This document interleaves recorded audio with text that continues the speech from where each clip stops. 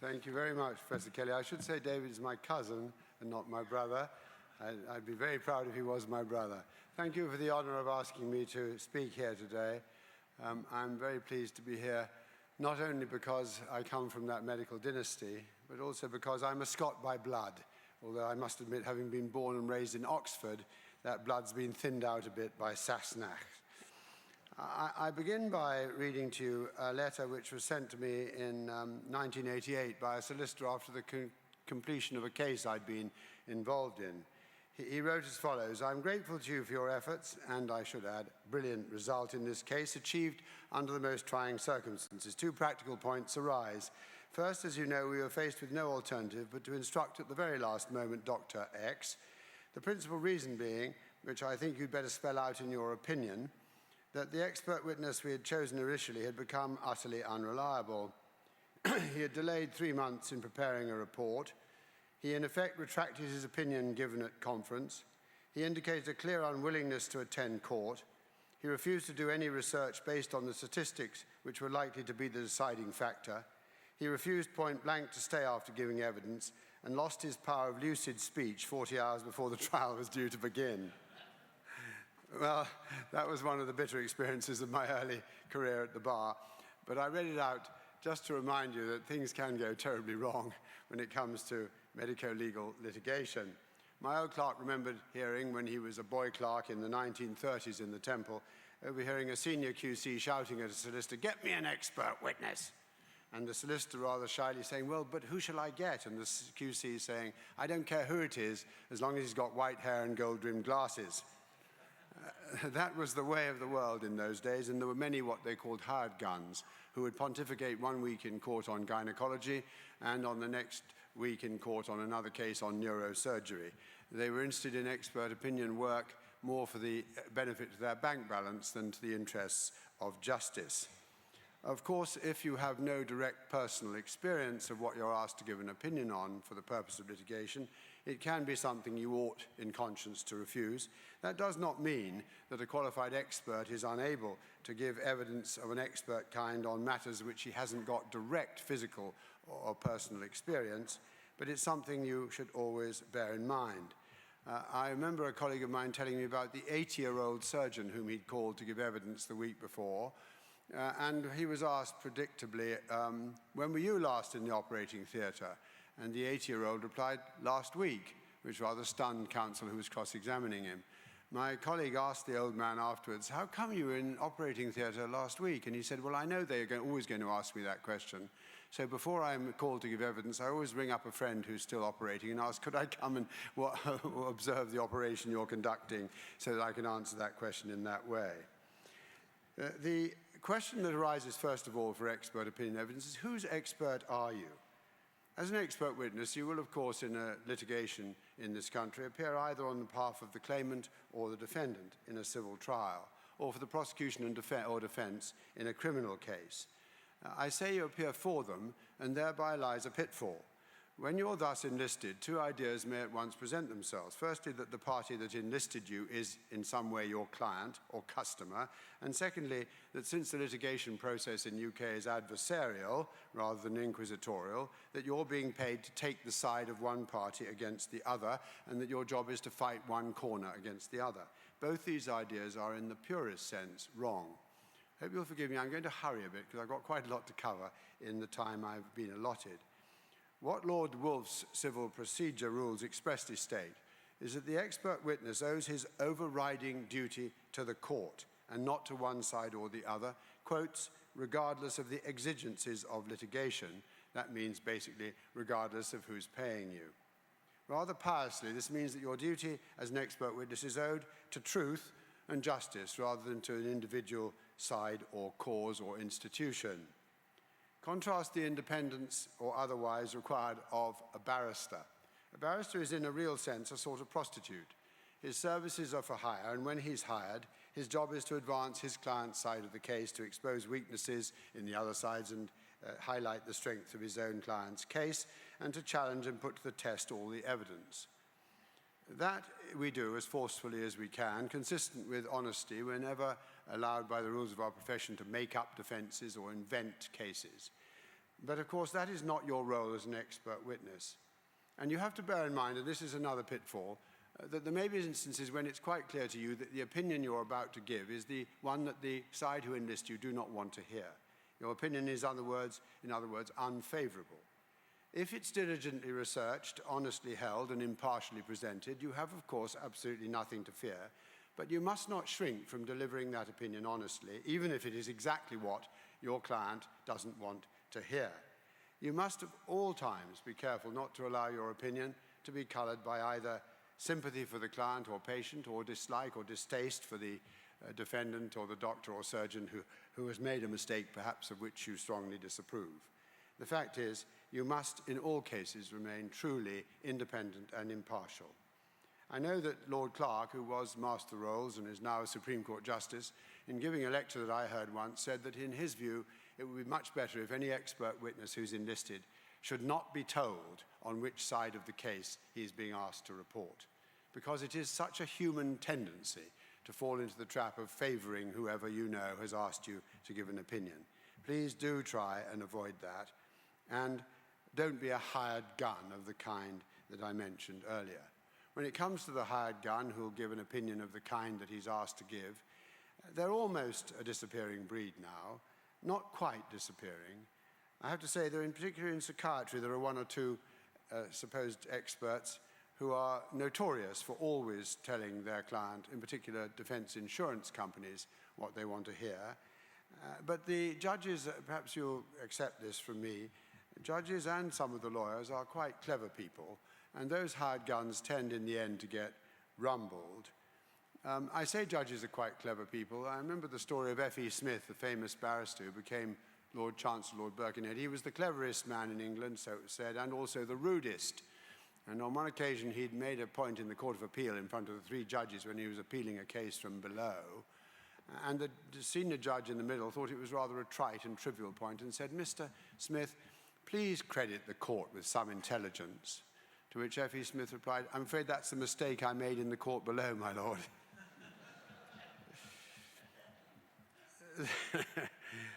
So, impartiality is key, and independence is also of crucial importance. There are numerous perils if you forget those absolutely crucial principles. Let us say you've given your opinion in a civil case.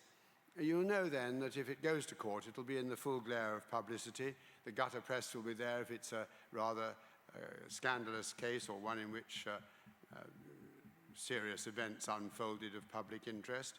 I often think that there is a difference between the public interest and what the public are interested in, but nevertheless, civil litigation tends to hit the headlines sometimes. And if you've given an opinion in a civil case, you've got to remember this. One, your opinion will be relied on for the pleaded case, which sets it out in the first place. Secondly, it will be exchanged with the other side's expert reports. Thirdly, it will form the basis of negotiations, if any, towards a settlement. Fourthly, it will, in respect of the quantum of damages, inform the lawyer's views and the judges of the appropriate level of damages. And finally, if there's no settlement, it will form a central and important part of a battle in court. And the consequences of that are obvious to you all, I'm sure. The expectations of each party, based on expert opinion, will be high. The stress and distress attaching to the process of litigation, whether you are a defendant surgeon or an injured patient, are perfectly obvious. And sometimes the publicity which attends these cases fought out in court can be very painful, not just to the claimant or the surgeon, but also to the experts who give evidence. In a contested trial, always remember that ambiguities, inconsistencies, and plain bias have a habit, as I've already said, of becoming exposed. And an opinion which is a bit less than totally impartial has a habit of coming back to haunt you when it gets to that stage. What do you do if on the way to court or shortly before the case you realize that your opinion is wrong or you've changed your mind in one or another important respect? Well, obviously at that point you'll have to weaken and back down at a late stage. Alternatively, it will lead to a small settlement, perhaps where there should have been a larger one on behalf of the patient. Or worse still, if you don't back down before the actual day in court, you may cut a very sorry figure in court, defending the indefensible, for example, and being, as you all fear, I know, cut to pieces by some smart aleck barrister. Worst of all, of course, and this is a pitfall which is real but extremely rare, an expert who's given a thoroughly partial, biased, and inappropriate opinion can, in extreme cases, be both castigated by the judge publicly and, in certain circumstances, ordered to pay wasted costs. The famous case of Phillips versus Symes in 2005 is an example where the judge ruled that the opinion of an expert psychiatrist witness that a testator, someone who's making a will, had not been of sound mind at the time he made important dispositions, that opinion the judge found had been given in flagrant and reckless disregard of the expert witness's duty to the court and had unjustifiably caused meritless and expensive litigation to be pursued. He ordered that expert to pay a very large chunk of the costs of the case. So, keep calm though. That's an extraordinarily rare event and would require extremely bad conduct by an expert. But in the face of that sort of worry, please be calm, don't be alarmed. In every civil case, an adversarial English system, there'll be two sides to the case. I've, in medical law especially, heard two perfectly distinguished, eminent and independent experts give diametrically opposing views from the witness box about the merits or otherwise of what had happened in the given case, and at the end the judge prefers one to the other. Don't fear. The fact that your opinion is not preferred does not mean there'll be a great hue and cry or that you'll be vilified in the press. The simple point is this. In professional disciplines, there are difficult areas, of course there are, where expert views will differ markedly on grounds which are at least arguable and are advanced with complete sincerity. At the end of this, if your opinion is the one that is not preferred, that's considered a perfectly reasonable situation, and the idea that you'll be forced into retirement with shame over your head is generally completely absurd. Second, or next pitfall or peril of expert opinion evidence is, of course, the gulf between scientific and legal thinking. In the civil courts, the legal concept of proof is extraordinarily different from the scientific concept of proof. The judge has the luxury of deciding what the right answer is on the balance of probabilities. And that, of course, is alien to you scientists who deal in scientific certainty. So you'll have to get used to, in giving expert evidence, to dealing in the probabilities. What was more probable than not? And the concomitant of that, in legal terms, is that an expert witness, possibilities are not enough for the law. Of course, there will be cases where possibility is the highest you can put it, and other mechanisms, for example, of causation are at least equally possible, in which case you will have to say, I can't get into the realm of probability because I simply don't know. There are 2, 3, or even 4 possible causes for this disaster. So remember, it may seem like tiresome semantics, but if scientific certainty were required in civil litigation in our system, I think it would be very, very few injured parties who would ever succeed in a case.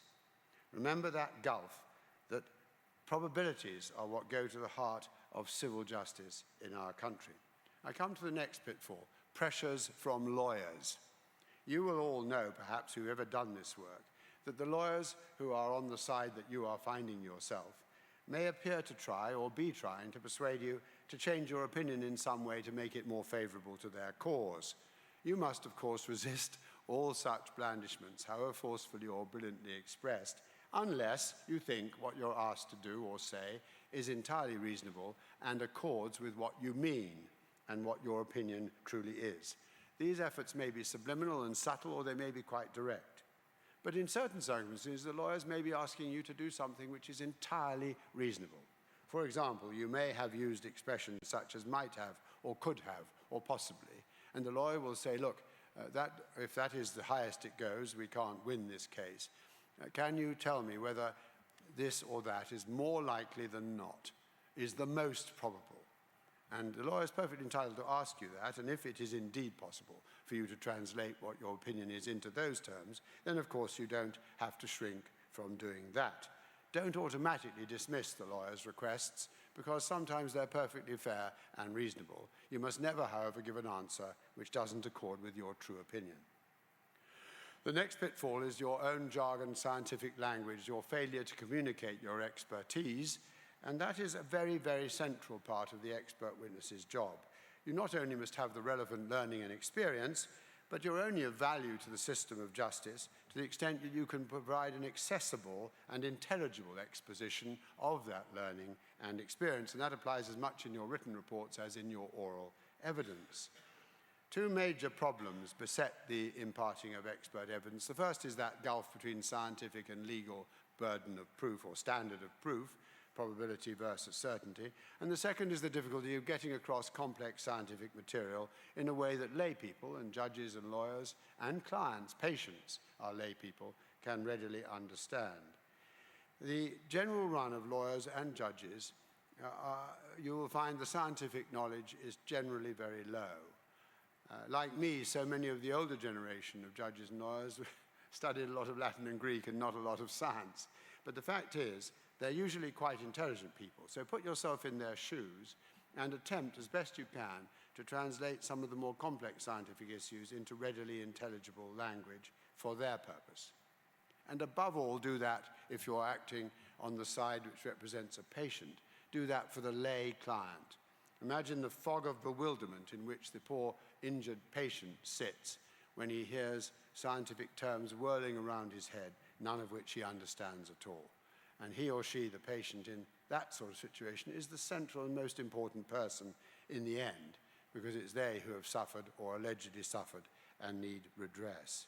Communicate with the lawyers clearly and with the lay clients clearly, and take advantage of conferences to make sure the lawyers understand what you're saying. Try to inform them and even fascinate them in what you're explaining.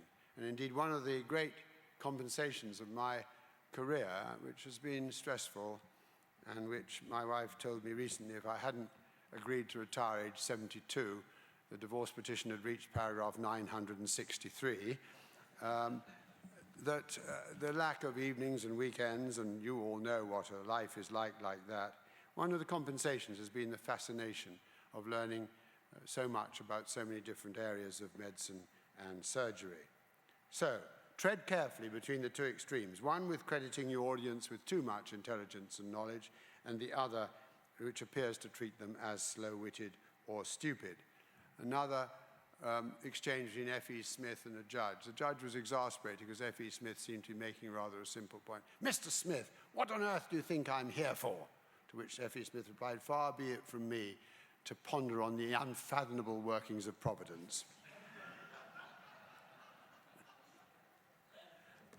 I wish I'd known him.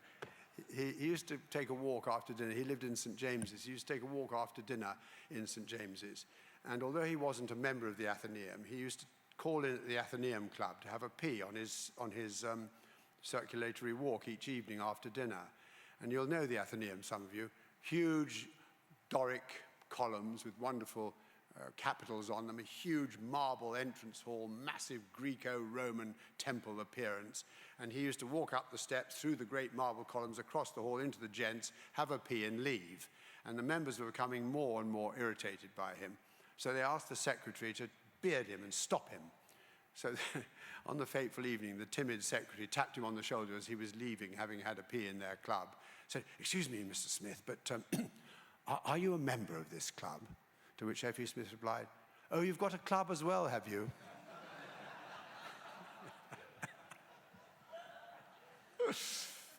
I come now to one of the... I wish I'd said that. I come now to how to conduct yourself in court. These suggestions are born of bitter experience, and I know sometimes the expert facing a judge or other barristers finds it a daunting experience and has all sorts of anxious fears about what may transpire. Can I just make a few sensible suggestions born of bitter experience? They're these. One, when you're going to court to give evidence and you're going to be called to the witness box, walk up to the witness box confidently, not timidly, because body language helps right from the start, as barristers learn early on. Always speak clearly and don't mumble. These are obvious. Next, when asked questions, answer them clearly in a loud and firm voice. Don't pause for thought unless you need to. If you do need to pause for thought, for goodness sake, do so, because it's much better to think clearly and carefully before answering than just give the first answer that comes into your head. Next, if the question is ambiguous or badly phrased or you don't understand it, always ask for it to be put again, because you can say quite clearly, I'm afraid I didn't follow that. And if the question doesn't make sense, either because it is indeed nonsensical, or because counsel has clearly misunderstood the whole concept, or because he's used the wrong terms, or whatever the reason is, and those things happen, of course, quite often, just say in terms, I'm so sorry, I'm afraid I can't make sense of your question. That way you'll put the barrister back on the wrong foot, and you'll put yourself back on the right foot. Don't try and answer a stupid question, because it'll tend to get a stupid answer. Here's some more basic points, which I think are very helpful to an expert in court. Be sure to correct early on, at the earliest possible stage, any mistake, error, or misunderstanding that you find you've expressed in your own written report. Do that before the other lawyer picks them up. Tell the judge straight away, at page 4, paragraph 6, I want to correct something which I shouldn't have written, I made a mistake there. Secondly, don't show off and grandstand. Don't leave that to the lawyers. Thirdly, don't underestimate the intelligence or insight of the barristers or of the judge, but be alert for their failure to follow or understand what's going on. Next, answer only the question you're asked. Don't attempt to second guess what the lawyer is getting at. Often, it isn't what you think he's getting at, isn't what he's getting at, and often if you try and second guess him, the judge will begin to think you're being partial and trying to fight one corner rather than being truly independent. Use so far as possible ordinary language and avoid excessive or technical jargon. Show polite deference to the judge, but not sycophancy. The Uriah Heep syndrome tends to go down badly with modern judges, although there are still one or two who you might spot who like to be crawled to, and if you do spot it, crawl away. If a good point is made against you in cross-examination, and you feel it is a good point, for goodness sake, say so. There's nothing worse than an expert who fails entirely to back down in the face or to accept a perfectly good point that's being made. And judges will spot that instantly. Finally, in this list, don't make jokes. Leave that to the judge. The barristers do try and make jokes. They have to be careful about it because some judges think it's their sole right to make the jokes. I remember Melford Stevenson, some of you may remember him if you're old enough, a vicious and difficult judge in the High Court who endlessly made jokes, always cruel ones, usually at the expense of counsel, sometimes even at the expense of witnesses and of plaintiffs. On one occasion, I was in Reading Crown Court in front of that dreadful old judge, and there was a pile driver going on outside court. You know, they said thump, thump, like that. And the judge was becoming irritated, and finally he said, "What is this infernal noise?" And there was a stage whisper from the well of the court, "One of your sentences being carried out, my lord." Now, needless to say, we all laughed, but the judge didn't laugh. He was the man allowed to make the jokes. Cross-examination, how to cope with it. This is another of the major pitfalls that expert witnesses face. It can be daunting, but I'd emphasize the following points. I know I'm taking everything very quickly, but time rushes on, doesn't it? The opposing barrister may be formidable or bumbling and appear to be formidable or appear to be bumbling. Don't be lulled into a false sense of security, and don't jump to the conclusion that he's some terrible ogre.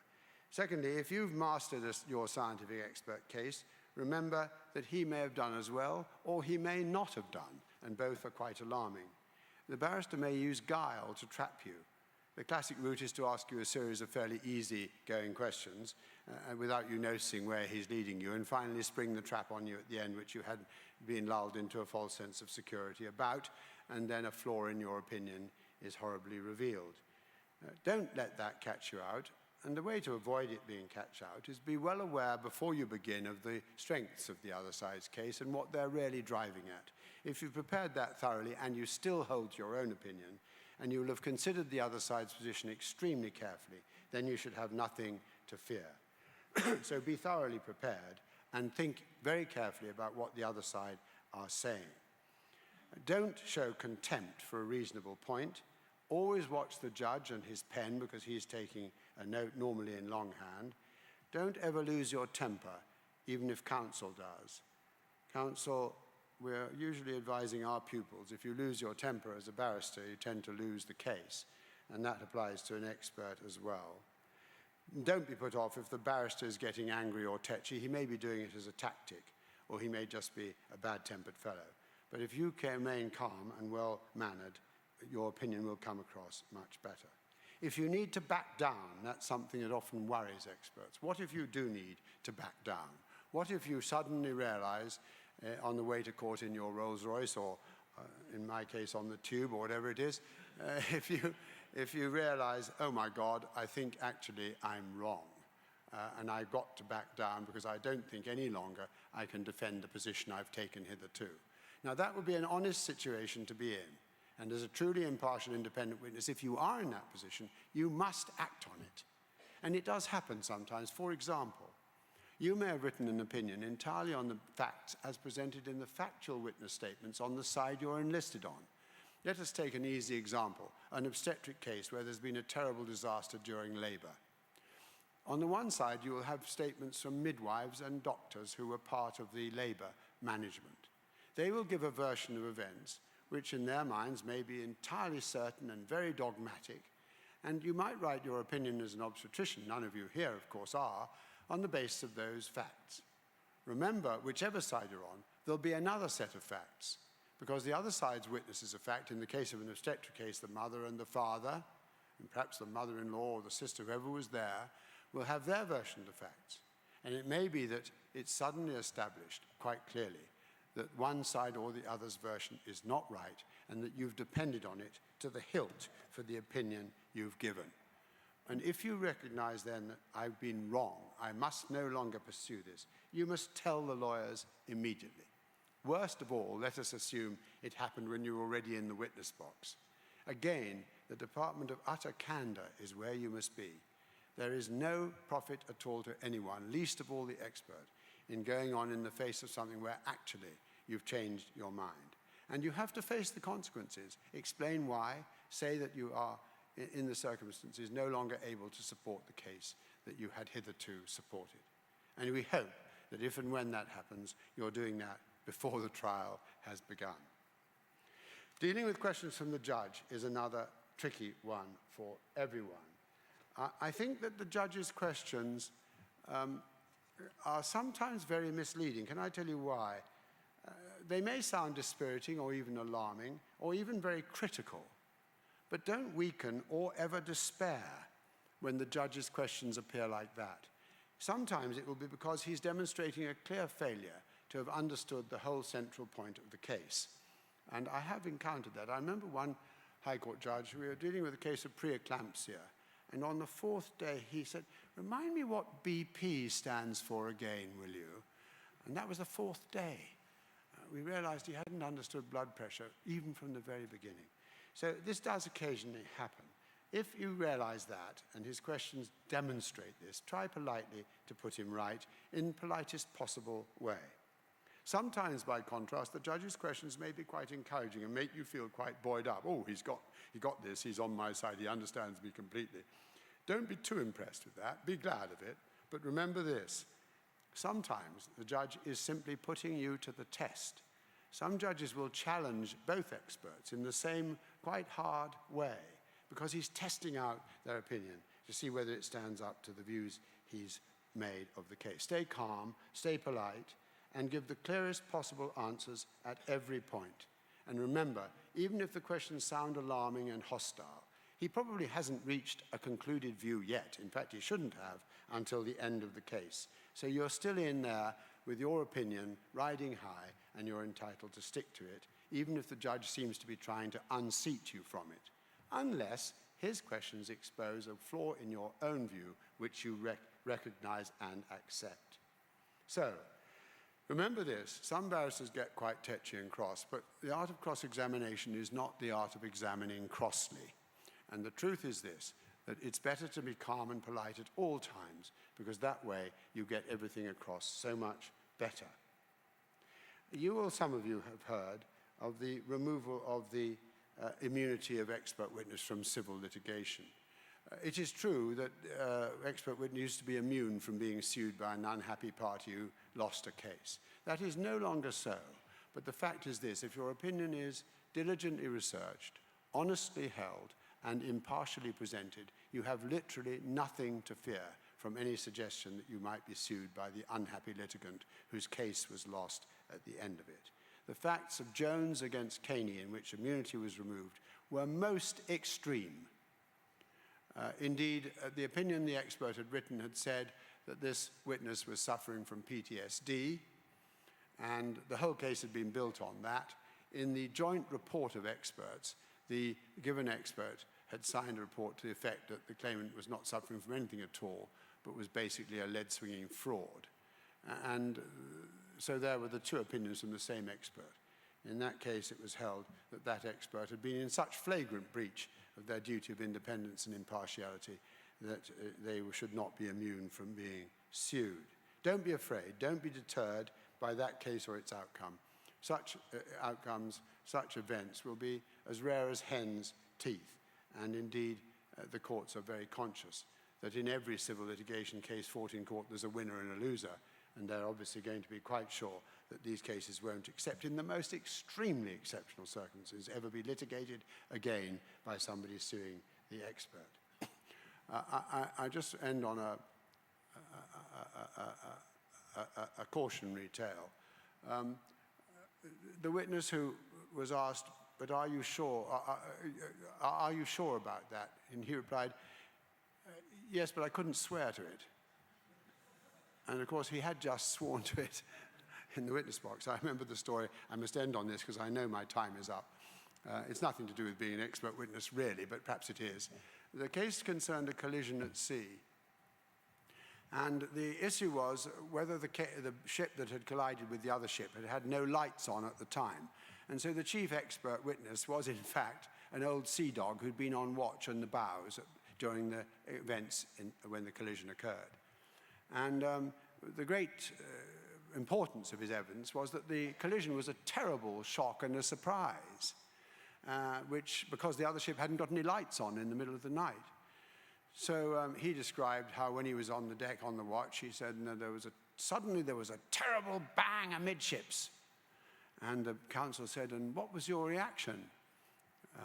Wanting some such expression, it was, "I was terribly shocked." And he said, "Well, you could have buggered me through my oilskins." To which the judge said, "Excuse me, I'm so sorry, I didn't catch what you said." And the barrister said, "He said he was a little taken aback, my lord." Thank you for having me.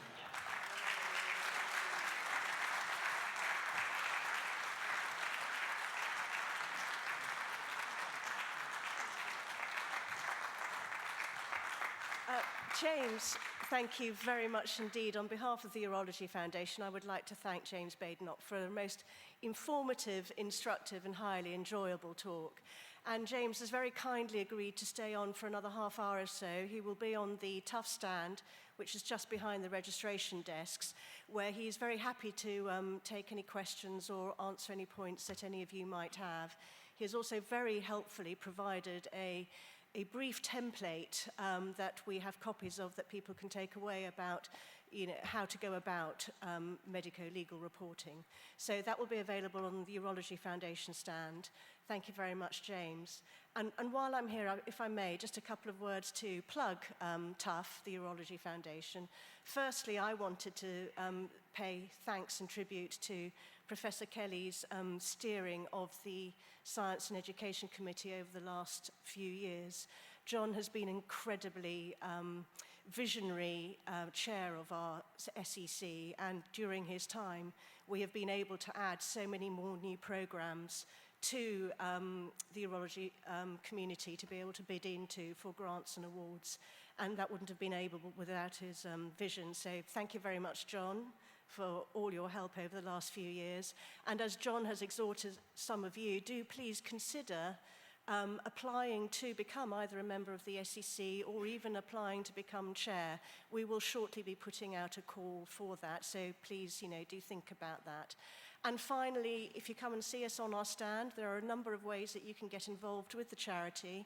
We have Urology Awareness Month coming up in September, which is the month that we try and tell the public about urology and make them aware about certain conditions and diseases, but it's also a month where we would like you to engage with us in that task, but also engage with us in terms of fundraising, because it's only through donations that we are able to fund the work that we fund for you to be able to apply for those research scholarships and for those visits. So do come and see us. We'd be delighted to see all of you.